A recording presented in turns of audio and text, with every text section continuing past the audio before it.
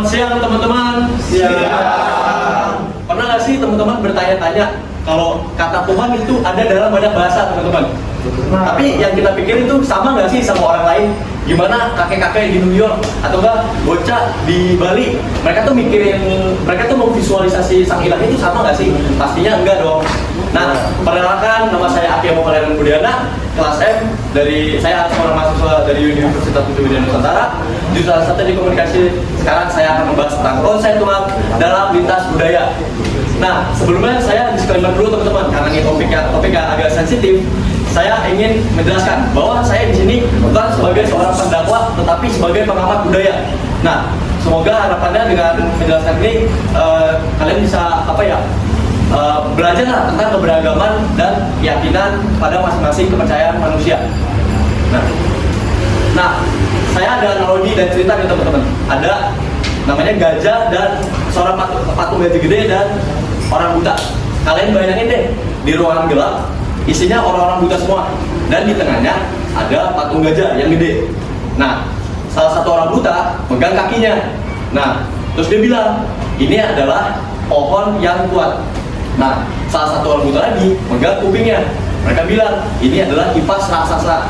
Nah, salah satunya lagi megang belalainya. Mereka bilang, ini adalah ular yang kuat.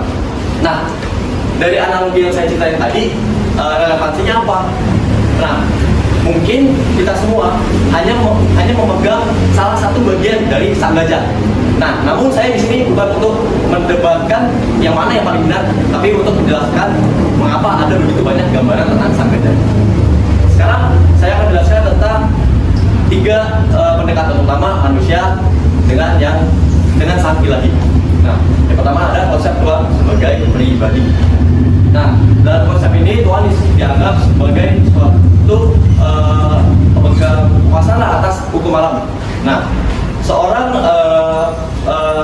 psikolog asal Oxford University berteori tentang HADD, yaitu Hypersensitive Agency Detection Device, di mana dalam teori itu berteori bahwa otak manusia itu udah diprogram untuk lebih mendeteksi pribadi dalam dalam peristiwa-peristiwa alam.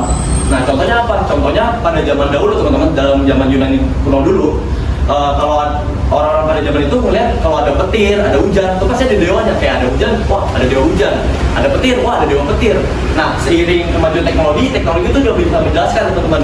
Kalau hujan tuh bisa dijelaskan karena ada apa secara sains, petir dari mana. Nah, seiring perkembangan teknologi, baru orang-orang tuh udah mulai ditinggalin lah percaya Yunani dewa-dewa tadi.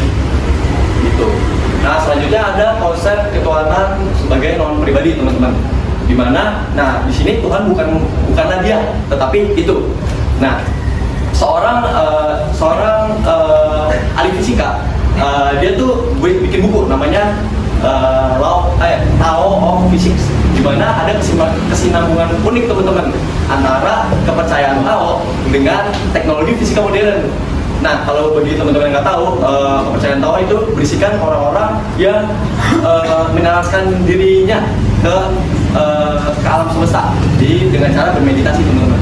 Nah, balik lagi teman-teman ke buku Tao tadi, di mana isi dari buku itu berteori tentang ada kesinambungan unik kalau seorang biksu yang sedang bermeditasi dengan seorang ahli fisika yang mempelajari tentang teori kantum, itu mereka sama-sama menggambarkan hal yang sama teman-teman, yaitu mereka percaya bahwa pribadi itu adalah dasar dari segala sesuatu.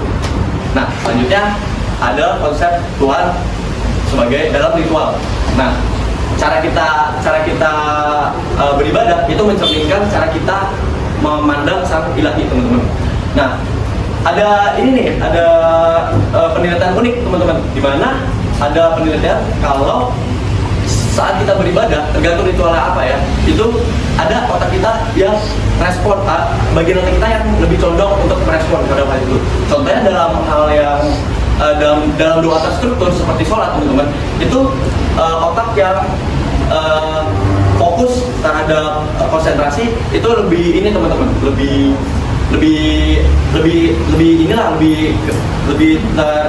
terpampang lah teman-teman. Nah, kalau dalam meditasi itu otak yang mengatur ke relaksan itu lebih di ini lagi teman-teman. Nah, pada akhirnya perbedaan ini ada bukan untuk diperdebatkan tetapi untuk dikagumi teman-teman. Masing-masing memiliki keindahan masing-masing, keindahan tersendiri dan masing-masing tercermin dalam diri kita beribadah. Sekian dari saya, terima kasih.